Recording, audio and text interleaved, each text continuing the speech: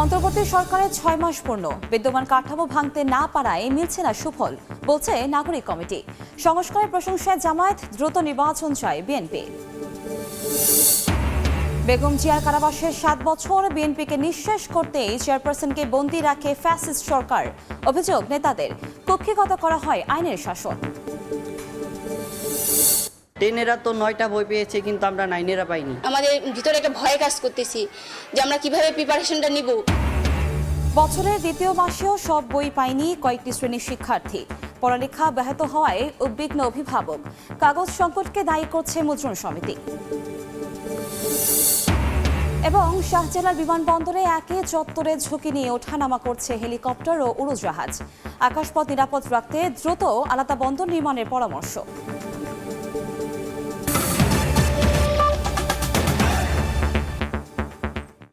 সময় সংবাদের সঙ্গে আছি আমি কনক আজাদ।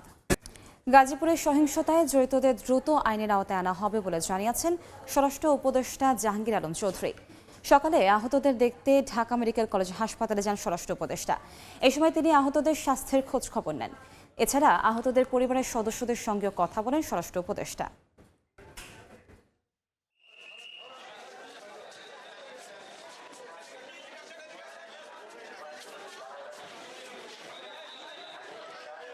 একজন পেশেন্টের অবস্থা যে আইসিইউতে আছে তারটা হয়তো 24 ঘন্টা পরে বোঝা যাবে, যেহেতু হেড ইনজুরি। ডাক্তার সাহেবরা যেটা বললো 24 ঘন্টা আগে এটা বোঝা যায় না। তো তারা সবাই ভাবতেছে যে 24 ঘন্টা পরে আল্লাহ দিলে নর্মাল হয়ে যাবে। আর অন্যান্য পেশেন্ট ওরকম নেই, ডাক্তাররা বলছে সবাই আল্লাহ দিলে ভালো হয়ে যাবে। আইনানুগ ব্যবস্থা তো নিচ্ছি এবং এটার সাথে যারা জড়িত তাদের সর্বোচ্চ বিচারের আওতায় আনা হবে। জাতীয় প্রেস ক্লাবে এক অনুষ্ঠানে কথা বলছেন প্রধান উপদেষ্টার প্রেস সচিব শফিকুল আলম।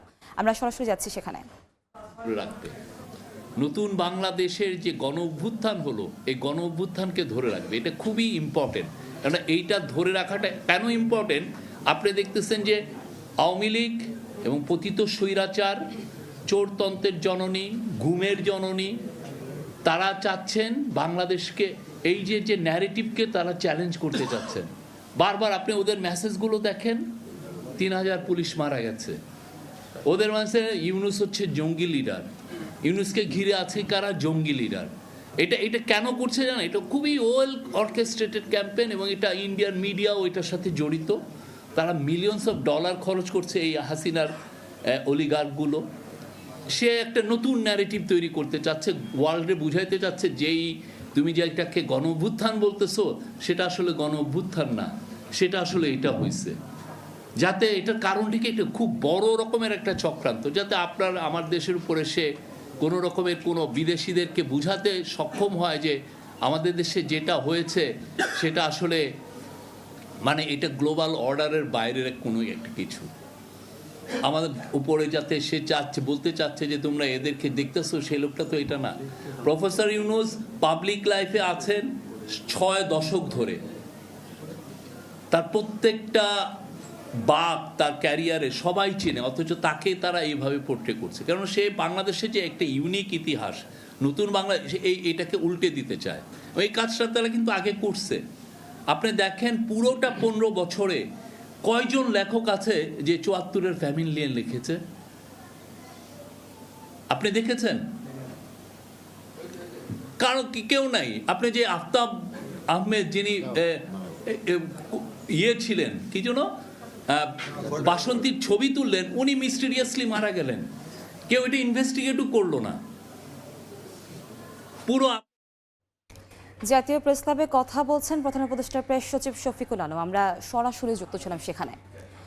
অন্তর্বর্তী সরকারের 6 মাসে রাজনৈতিক দলগুলোর মধ্যে দেখা দিয়েছে মিশ্র প্রতিক্রিয়া।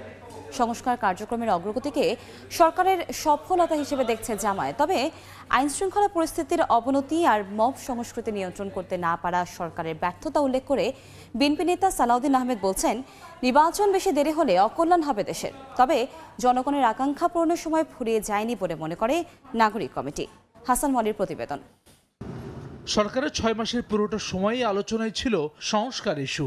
এখন পর্যন্ত 6 সংস্কার কমিশন জমা দিয়েছে প্রস্তাবনা। তবে একই সঙ্গে দ্রব্যমূল্যের ঊর্ধ্বগতি, গণ অভ্যুত্থানে আহতদের বিক্ষোভ এবং শহীদ পরিবারের নানা অভিযোগে বিপাকে পড়তে হয়েছে অন্তর্বর্তী সরকারকে।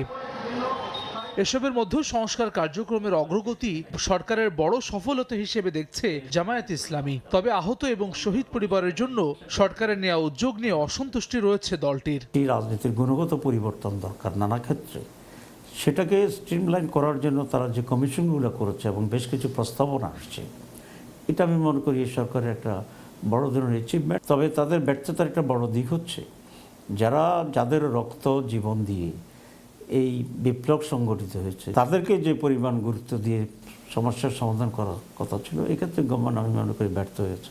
এদিকে গণ অভ্যুত্থানের আকাঙ্ক্ষা বাস্তবায়নের মাত্রায় খুশি নয় বিএনপি। জনদুর্ভোগ এবং বেহাল আইন শৃঙ্খলা পরিস্থিতিকে সরকারের ব্যর্থতা হিসেবে চিহ্নিত করছে দলটি। এসব সমস্যার সমাধানে নির্বাচনমুখী সংস্কার শেষে দ্রুত ভোট আয়োজনের তাগিদ দলটির এই স্থায়ী কমিটির সদস্যের। জনগণের আকাঙ্ক্ষা অনুযায়ী মানুষের অর্থনৈতিক এবং সামাজিক আইন শৃঙ্খলা উন্নতি সেটা দৃশ্যমান হচ্ছে না।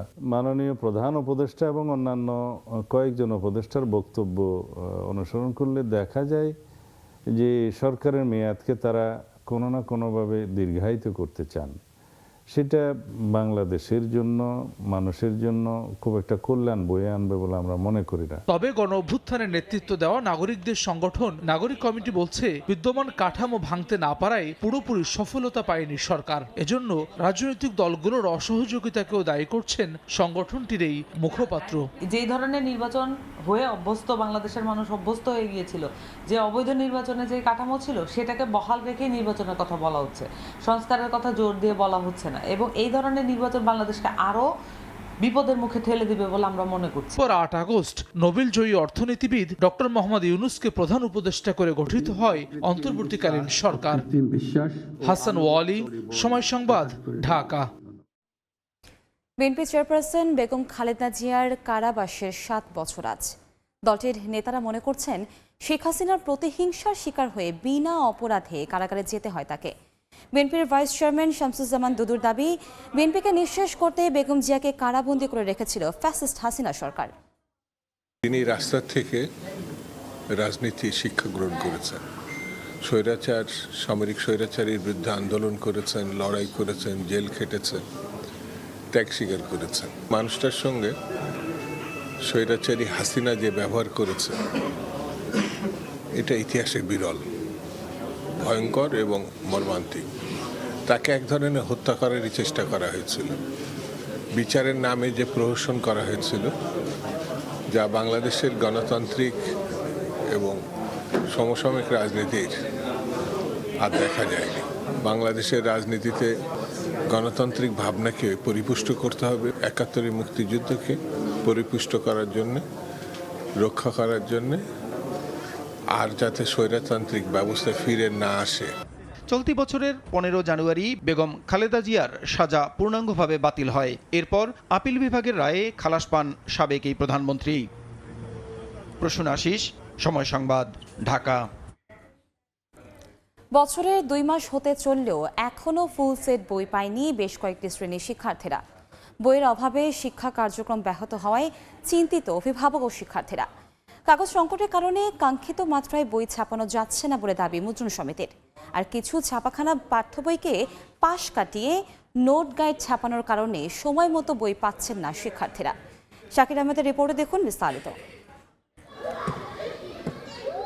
বই না থাকায় স্কুলে এসে আড্ডা ও খেলাধুলা করে সময় কাটছে শিক্ষার্থীদের। স্কুলের কার্যক্রম শেষ হচ্ছে নির্ধারিত সময়ের বেশ আগেই, এতে ক্ষতিগ্রস্ত হচ্ছে শিক্ষার্থীরা। কিছু বই না পাওয়ার কারণে আমি নিয়মিত ক্লাসে আসতেছি, কিন্তু আমার ক্লাস ঠিক মতো হচ্ছে না। 9-এরা তো কোনো বই পাইনি, 10-এরা তো 9টা বই পেয়েছে, কিন্তু আমরা 9-এরা পাইনি। বইগুলো এখনো পাইনি। আমাদের ভিতরে একটা ভয় কাজ করতেছি যে আমরা কিভাবে প্রিপারেশনটা নিব। পঞ্চগড়ের এই বিদ্যালয়ে শিক্ষা কার্যক্রম চললেও বইয়ের অভাবে ধুঁকছে শিক্ষার্থীরা। শিক্ষকরা বলছেন কোন কোন শ্রেণীতে একটি বইও দেয়া যায়নি। আসা যাওয়ার মধ্যেই সীমাবদ্ধ শ্রেণী কার্যক্রম। আমরা 6ষ্ঠ শ্রেণীতে একটি মাত্র বই পাই, 7ম শ্রেণীতে 2টি, 8ম শ্রেণীতে আমরা 100% বই পাইছি, নবম শ্রেণীতে আমরা একটি এখনো বই পাইনি। এখন পুরোদমে ক্লাস হওয়ার কথা, এখন বই না পাওয়ার কারণে স্যাররা নিজেদের মুখস্থ থেকে ক্লাস করাচ্ছে। এখনো সন্তানের হাতে বই না পৌঁছায় কপালে চিন্তার ভাঁজ অভিভাবকদের। অনেকেই বাজার থেকে কিনছেন বিনামূল্যের বই, তাই দ্রুত বইয়ের ব্যবস্থা করার দাবি তাদের। অর্ধেক বই আসার কারণে, অর্ধেক বই দেরি করে আসার কারণে আমরা একটু শঙ্কার মধ্যে আছি। ঘাটতিগুলো এখন বাচ্চাগুলোদের মধ্যে দেখা যাচ্ছে, এই ঘাটতিগুলো আমরা কিভাবে পূরণ করব। 2 মাসেও কেন বই পেল না শিক্ষার্থীরা, এমন প্রশ্ন ঘুরপাক খাচ্ছে শিক্ষক, শিক্ষার্থী ও অভিভাবকদের মনে। মুদ্রণ শিল্প সমিতি বলছে, বাজারে এনসিটিবির বেঁধে দেয়া মানের কাগজের সংকট থাকায় যথাসময়ে বই ছাপানো যাচ্ছে না। আমরা তো অনেক কোম্পানিতে পেয়ারও দিয়ে রাখছি, অনেক কোম্পানি সময় মতো কাগজ আসেনি। যতগুলো আসছে আমরা প্রিন্টিং করে মাল দিয়ে যাচ্ছি, এবং আমরা যত দ্রুত পারি সম্ভব কাগজ পাওয়া মাত্রই আমরা মাল শেষ করি। তবে কাগজের সংকট নেই দাবি করে এনসিটিবি বলছে, চুক্তি ভেঙে কিছু প্রেস পাঠ্য বই ছাপানোর কাজ ফেলে নোট ও গাইড ছাপানোর ফলে সময় মতো বই পাচ্ছে না শিক্ষার্থীরা। কাগজের সংকট দেশে নাই, এটা ধরেও যাতে কাগজের কৃত্রিম কোনো সংকট না হয়, আমরা প্রিন্টারদেরকে ইম্পোর্টারদের সাথে যোগাযোগ করিয়ে দিয়েছিলাম কিছু কাগজ আমদানি করার জন্য। প্রিন্টাররা পূর্বের অভ্যাস ত্যাগ করতে পারতেছে না এবং নিম্নমানের কাগজ দিতে পারতেছে না বলে অনেক মনে কষ্ট নিয়ে হলেও আমাদের কাজ করতে বাধ্য হচ্ছে। সেক্ষেত্রে কোনো প্রেস হয়তো এক্ষেত্রে ঢিলেমি ওদের দিচ্ছে। কোনোভাবেই এই ফেব্রুয়ারি মাসের বাইরে যেতে চাই না। বই পাওয়ার আগ পর্যন্ত পিডিএফ থেকে শিক্ষা কার্যক্রম চালিয়ে নেয়ার পরামর্শ চেয়ারম্যানের। মেজর বইগুলি। শাকির আহমেদ, সময় সংবাদ, ঢাকা। কক্সবাজারে জামায়াতে ইসলামের কর্মী সম্মেলনে বক্তব্য রাখছেন দলের আমির ডক্টর শফিকুর রহমান। আমরা সরাসরি যাচ্ছি সেখানে। আমরা বলেছি, কেউ যদি ব্যক্তিগতভাবেও কোনো নিরাপত্তাহীনতা ভোগ করে আর আমাদের সাহায্য চায়, পাহারাদারি করে। আলহামদুলিল্লাহ আমাদের কর্মীরা দায়িত্ব নিয়ে সে দায়িত্ব পালন করেছে, আপনাদেরকে ধন্যবাদ, সবাইকে শুকরিয়া। তাইলে আমাদের যুদ্ধ শেষ হয়ে গেছে, তাই না? যুদ্ধ কেবল শুরু।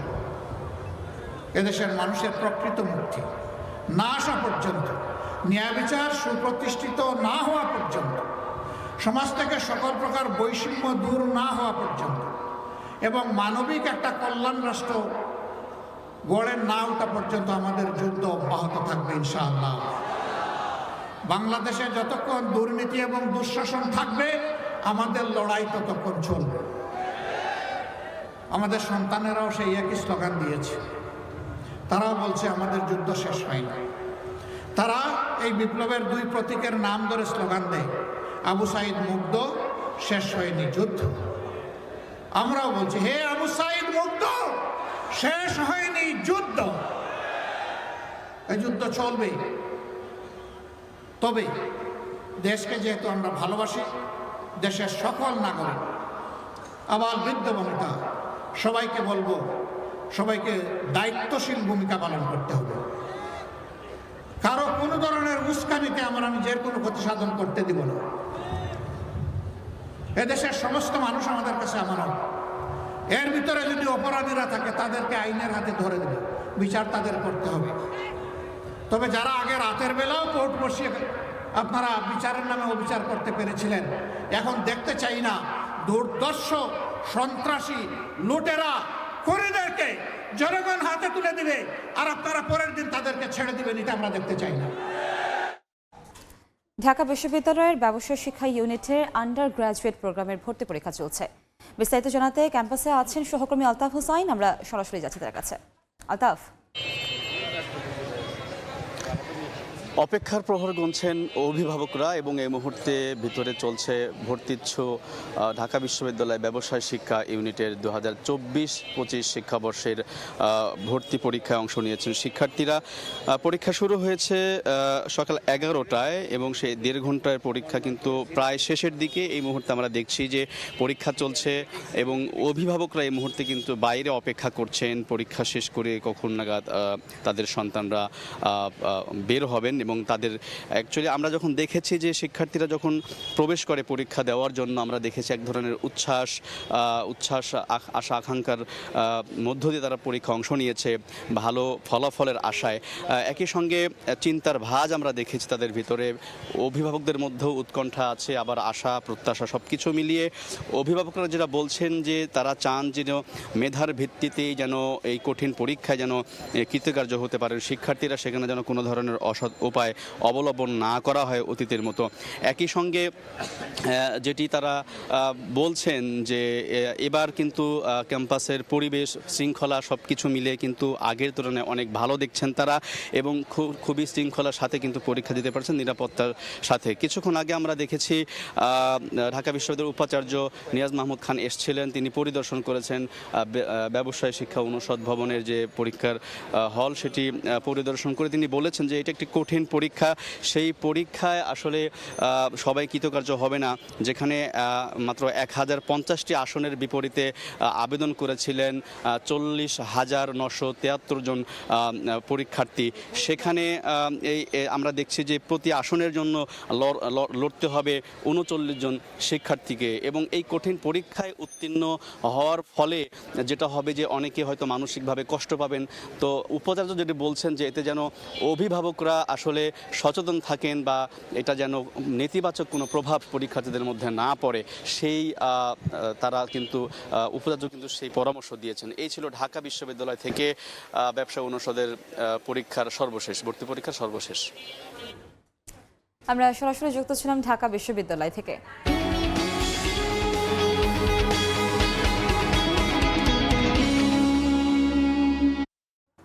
শাহজালাল বিমানবন্দরের একই চত্বর থেকে ওঠানামা করছে হেলিকপ্টার ও উড়োজাহাজ।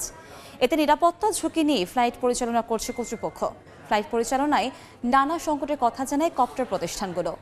আকাশপথ নিরাপদ রাখতে দ্রুত অন্যত্র হেলিকপ্টার নির্মাণের পরামর্শ বিশেষজ্ঞের। যদিও বিবেচক বলছে ফ্লাইট পরিচালনায় সর্বোচ্চ সতর্কতার নির্দেশ দেওয়া হয়েছে এয়ার ট্রাফিককে। কাজল আব্দুল্লাহর রিপোর্ট। বাংলাদেশের শাহজালাল আন্তর্জাতিক বিমানবন্দরের একই চত্বর থেকে আকাশে উঠছে বিমান ও হেলিকপ্টার। কতটা নিরাপদ এই ব্যবস্থাপনা?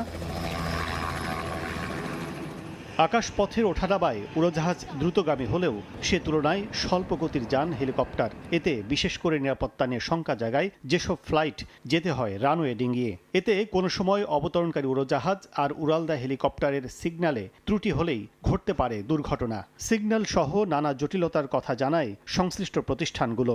রানওয়ে থেকে আপনার মিরপুরের দিকে বা আমরা যদি যশোরের দিকে যাই তাহলে আমাদের রানওয়ে ক্রস করতে হয়, তখন আমাদের টেক অফ করতে যেমনিভাবে ওয়েট করতে হয় অনেক সময়। এভিয়েশন বিশেষজ্ঞরা বলছেন অতি দ্রুত প্রয়োজন আলাদা বন্দর। হেলিকপ্টার অপারেশনটা ইন্টারন্যাশনাল এয়ারপোর্টের বাইরে কোথাও নিয়ে আসা হোক, এই জন্য একবার স্থান ব্যাপারটাও কথাবার্তা হয়েছিল। এখন আমি মনে করি হেলিকপ্টার অপারেশনটা এখান থেকে সরিয়ে দেওয়া উচিত। তবে শঙ্কার মধ্যেও আপাতত হেলিকপ্টার বন্দর নির্মাণের উদ্যোগে তোড়জোড় নেই বেসামরিক বিমান চলাচল কর্তৃপক্ষের। আমেরিকান ইয়েতে এত অত্যাধুনিক সব সিস্টেম আছে, তারপরে কিন্তু দুর্ঘটনা ঘটেছে, হতে পারে। আমাদের যেখান থেকে সেটা শিক্ষা নিতে হবে যে আমাদের we have to be careful. আমাদের এই ঘটনার পরে আমরা এয়ার ট্রাফিক কন্ট্রোল থেকে শুরু করে এয়ারপোর্ট অপারেশনসে আমার যারা ইনভলভ আছে প্রত্যেকে আমি ব্রিফিং করে দিয়েছি যেন তারা আরও অত্যন্ত সতর্কতার সাথে পরিচালনা করে এয়ারক্রাফট। বর্তমান শাহজালাল বিমানবন্দরের উত্তর পাশ থেকে অস্থায়ীভাবে দিনে 15 থেকে 20টি ফ্লাইট পরিচালনা করছে কয়েকটি হেলিকপ্টার সেবাদাতা প্রতিষ্ঠান। কাজল আব্দুল্লাহ, সময় সংবাদ, ঢাকা। বন্দরনগরী চট্টগ্রামে সিডিএ, ওয়াসা, সিটি কর্পোরেশন সহ বিভিন্ন সংস্থার নানা প্রকল্পের কাজের খোঁড়াখুড়িতে হাঁসফাঁস অবস্থা নাগরিক জীবনে। পর্যাপ্ত নিরাপত্তা না থাকায় শঙ্কা নিয়ে চলাচল করতে হয় সড়কগুলোতে। নীতি নির্ধারকরা এই জনদুর্ভোগের কথা স্বীকার করে বলছেন সর্বনিম্ন দুর্ভোগ বিবেচনা করে প্রকল্পের কাজগুলো দ্রুত শেষ করার চেষ্টা চলছে। নূর জামান আতিকের ক্যামেরায় বিস্তারিত জানাচ্ছেন ফেরদৌস লিপি। বন্দরনগরী চট্টগ্রামের বাওয়া স্কুল থেকে লালখান বাজার মোড় পর্যন্ত প্রায় 1 কিলোমিটার এলাকা জুড়ে চলছে এলিভেটেড এক্সপ্রেসওয়ে র্যাম্প নির্মাণের কাজ। বড় বড় গর্ত, নানা ভারী যন্ত্রপাতি আর খোঁড়াখুড়িতে চলাচলের অনুপযুক্ত এর রাস্তায় নিরাপত্তাহীনতা যেমন রয়েছে, তেমনি চলাচলে পোহাতে হচ্ছে চরম দুর্ভোগ। শুধুই এলাকা নয়, র্যাম্প নির্মাণের কাজ চলায় বন্দর এলাকা, নিমতলা সহ বেশ কিছু সড়কেরই এমন বেহাল দশা। ধুলাবালিতে অতিষ্ঠ জনজীবন। এখানে কোনো নিরাপত্তা নাই। আমি কয়েকদিন আগে গেছি, এদিকে দেখতেছি একটা লোহা পড়ছে, এদিকে একদম উপর থেকে পড়ে গেছে। বিভিন্ন ধরনের রড, বিভিন্ন স্ট্রাকচার পরে থাকতে দেখা যায়। এখন আমরা অনেক সময় ভয়ে নিচ দিয়ে চলাচল করতে পারি না, ব্রিজ পার হতে পারছি না। এখন এদিকে আসলে গাড়ি না, এই রকমেরই অবস্থা। এছাড়া হালিশহর, বড়পোল, পাঠানটুলি, আগ্রাবাদ সহ বেশ কিছু এলাকায় চলছে ওয়াসার পয়ঃনিষ্কাশন প্রকল্পের কাজ। বছরের পর বছর চলা এসব কাজে রাস্তা খননের তীব্র যানজট যেমন লেগে থাকে, তেমনি অনেক জায়গায় কাজ শেষ করার পরও রাস্তা মেরামত না করার অভিযোগ নাগরিকদের। একই সঙ্গে শহরের নানা স্থানে চলছে জলাবদ্ধতা প্রকল্প ও সিটি কর্পোরেশনের নালা নর্দমা সংস্কারের কাজও।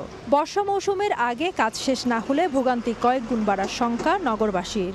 এইখানে রাস্তাঘাটগুলো ঠিক না করলে আমাদের সামনে আর কোটিং হবে। টিনের ব্রেকেটটার কারণে এখন অনেক জাম থাকে, সবসময় জাম থাকে। বাচ্চাদেরকে নিয়ে দাঁড়ায় দেখতে হয়, যাইতে লেট হয়ে যায়। দ্বিতীয়ত আসার সময় ধুলা বালু এগুলো আবার চোখ মুখ দিয়ে ঢুকতেছে অনেকদিন ধরে। সেবা সংস্থাগুলো নীতি নির্ধারকরা জনদুর্ভোগের কথা স্বীকার করে বলছেন, সর্বোচ্চ নিরাপত্তা নিশ্চিত করে দুর্ভোগ কমাতে প্রকল্পগুলো দ্রুত শেষ করার চেষ্টা চলছে। ড্রেনেজ সিস্টেমটা আমরা তৈরি করে যাচ্ছি, লাইনগুলো আমরা লাইন নিয়ে যাচ্ছি। ওই লাইনগুলো কিন্তু আমরা সরাসরি একেবারে 100 ভাগ উপরে মাটি কেটে ওরকম করছি না, চেষ্টা করছি আমরা যত কম জনভোগান্তিতে আমাদের প্রকল্পগুলো বাস্তবায়ন করা যায়। দ্রুত কাজটা যাতে কীভাবে শেষ করা যায়, কারণ যতই এটা লেন্দি হবে তত কিন্তু ভোগান্তি বাড়ছে। তো আমাদের জিএসিতে যে কাজটা হচ্ছে এখন দ্রুত আমরা কিন্তু কাজটা শেষ করার চিন্তায় আছি এবং রাত দিন কাজ হচ্ছে। বন্দরনগরী চট্টগ্রামে চলমান মেগা প্রকল্পগুলোর মধ্যে সিডিএর এলিভেটেড এক্সপ্রেসওয়ের কাজ শুরু হয় 2018 সালে, ওয়াসার পয়ঃনিষ্কাশন প্রকল্প 2022 সালে এবং জলাবদ্ধতার বিভিন্ন প্রকল্প চলছে প্রায় 1 দশক ধরে। আধুনিক বন্দরনগরী চট্টগ্রাম প্রতিষ্ঠায় নানা প্রকল্পের নানামুখী কাজ চলছে, কিন্তু এইসব কাজ অপরিকল্পিত এবং ধীরগতি হওয়ার কারণে তা জনস্বস্তি দেওয়ার পরিবর্তে দিচ্ছে জনভোগান্তি। এক্ষেত্রে বিশেষজ্ঞরা বলছেন, সেবা সংস্থাগুলোকে জবাবদিহিতা বাড়ানোর পাশাপাশি কাজ করতে হবে সমন্বিতভাবে। ফেরদৌস লিপি, সময় সংবাদ, চট্টগ্রাম। দেখছেন সময় সংবাদ। রেসিডেন্স কার্ড প্রাপ্তি, নবায়ন বা পরিবারের সদস্যদের ভিসা ইস্যুতে পর্তুগাল প্রবাসীদের ভোগান্তি চরমে। বছর দুয়েক আগেও জমা দেওয়ার 7 থেকে 8 মাসের মধ্যে জাতীয়তা আবেদন গৃহীত হলেও এখন অপেক্ষা করতে হচ্ছে 2 বছরেরও বেশি সময়। তারিকুল হাসান আশিকের রিপোর্টে বিস্তারিত। গত 2 বছর ধরেই অন্যান্য সব বিষয় ছাপিয়ে পর্তুগালে সবচেয়ে গুরুত্বপূর্ণ হয়ে ওঠে অভিবাসন ইস্যু। ক্ষমতায় এসেই প্রায় 1 বছরে অভিবাসন আইনে নানা পরিবর্তন আনে ক্ষমতাসীন পিএসডি বা এডি সরকার। 4.5 লাখ রেসিডেন্স পারমিট আবেদনের দ্রুত নিষ্পত্তির লক্ষ্যে ওয়েবসাইট আপডেট করার পাশাপাশি অস্থায়ী সেন্টার খুলেও কাজ শুরু হয়। তবে অভিবাসন সংশ্লিষ্টরা বলছেন, বিপুল সংখ্যক আবেদনের প্রেক্ষিতে পেশাগত দক্ষতার অভাব সহ নানা সীমাবদ্ধতায় এখনও আশানুরূপ সফলতা পায়নি সেসব উদ্যোগ। নতুন রেসিডেন্স পারমিট প্রাপ্তিতে দীর্ঘ সময় লাগার পাশাপাশি নবায়নেও তীব্র ভোগান্তিতে অভিবাসীরা। মেয়াদ উত্তীর্ণের 6 থেকে 7 মাস পার হলেও নবায়নের অ্যাপয়েন্টমেন্ট পাচ্ছেন না অনেকে। ফলে বৈধ হয়েও গুরুত্বপূর্ণ কাজে পর্তুগালের বাইরে যেতে পারছেন না অনেক প্রবাসী। আবার স্ত্রী সন্তান সহ পরিবারকে নিয়ে আসতে আবেদন জমা দেওয়ার অ্যাপয়েন্টমেন্টও বন্ধ দীর্ঘদিন। অন্যদিকে জাতীয়তা আবেদন করেও অপেক্ষা করতে হচ্ছে বছরের পর বছর। এমন নানা সংকটে দিন পার করছেন পর্তুগালের অভিবাসীরা। সরকারিভাবেই হোক আর যেটাই হোক, এখন অনেকটা রেসিজম বেড়ে গেছে, যেটার কারণে যারা আমরা বাংলাদেশিরা সহ এশিয়ানরা বসবাস করি তারা একটা ভবিষ্যতের জন্য দুঃস্বপ্ন দেখছি। এমন পরিস্থিতিতে অভিবাসীদের মধ্যে হতাশা বাড়ছে উল্লেখ করে সরকারের সদিচ্ছা বাড়ানোকেই একমাত্র সমাধান বলছেন অভিবাসন সংশ্লিষ্টরা। প্রথমত সরকারের সদিচ্ছা বাড়ানোর পাশাপাশি বর্তমান অবস্থাকে আরও ঢেলে সাজানো প্রয়োজন। অর্থাৎ সরকারকে মানবিক হয়ে প্রযুক্তিগত উন্নতির মাধ্যমে আইনে থাকা সময়ের মধ্যে পেন্ডিং কেসগুলোর সমাধান করতে হবে। এটি না হওয়ায় অভিবাসীদের মধ্যে মারাত্মক হতাশাজনক পরিস্থিতি তৈরি হচ্ছে, যারা পর্তুগিজ জাতীয়তা পাওয়ার জন্য দীর্ঘ সময় ধরে অপেক্ষা করছে। অভিবাসন সংস্থা আইমা বা জাতীয়তা আবেদন নিয়ে কাজ করা প্রতিষ্ঠান আইআরএন থেকে যথাসময়ে সমাধান না পেয়ে আদালতের দ্বারস্থ হচ্ছেন অভিবাসীরা। তবে আদালতের রায়ের জন্যও অপেক্ষা করতে হচ্ছে দীর্ঘ সময়। বিভিন্ন প্রতিবেদনের তথ্য বলছে, যথাসময়ে নির্দিষ্ট বিভাগ থেকে সমাধান না পেয়ে আদালতে সমাধান চেয়ে মামলা করা হয়েছে এবং অপেক্ষমান সে মামলার সংখ্যা ছাড়িয়েছে 50,000-এর বেশি, যা বাড়তি চাপ তৈরি করেছে পর্তুগালের আদালতের জন্যও। তাই সেখানেও তৈরি হয়েছে দীর্ঘসূত্রিতা। সহসাই এই সমস্যার সমাধান দেখছেন না সংশ্লিষ্টরা। তারিকুল হাসান আশিক, সময় সংবাদ, লিসবন, পর্তুগাল। দেখছেন সময় সংবাদ। দেশে বিদেশে 10,000 দৌড়বিদের অংশগ্রহণে অনুষ্ঠিত হলো ঢাকা আন্তর্জাতিক ম্যারাথন 2025। ভোরে 300 ফিট সড়কে ম্যারাথনের উদ্বোধন করেন সশস্ত্র বাহিনী বিভাগের principal staff officer lieutenant general SM Kamrul Hasan. এবারে ম্যারাথনে ক্যাটাগরি ছিল 5টি। 300 ফিট রাস্তা দিয়ে কাঞ্চন ব্রিজের পূর্ব পর্যন্ত ঘুরে একই জায়গায় শেষ হয় 21.2 কিলোমিটারের হাফ ম্যারাথন। এই পথ 2বার ঘুরে অংশগ্রহণকারীরা শেষ করেন 42 কিলোমিটারের ফুল ম্যারাথন। দুপুরে পূর্বাঞ্চলে বিজয়ীদের মাঝে পুরস্কারের চেক হস্তান্তর করেন সেনাপ্রধান জেনারেল ওয়াকারুজ্জামান।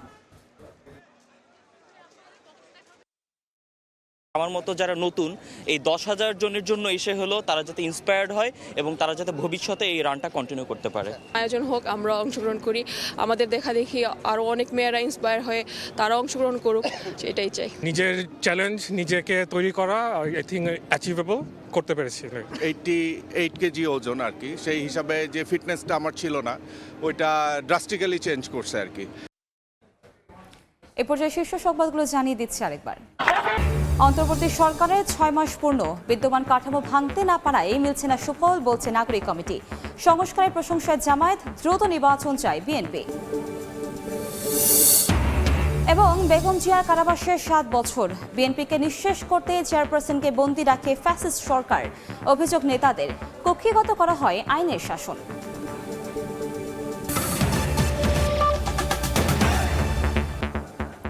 এ ছিল সময় সংবাদে, সঙ্গেই থাকুন সময়ের।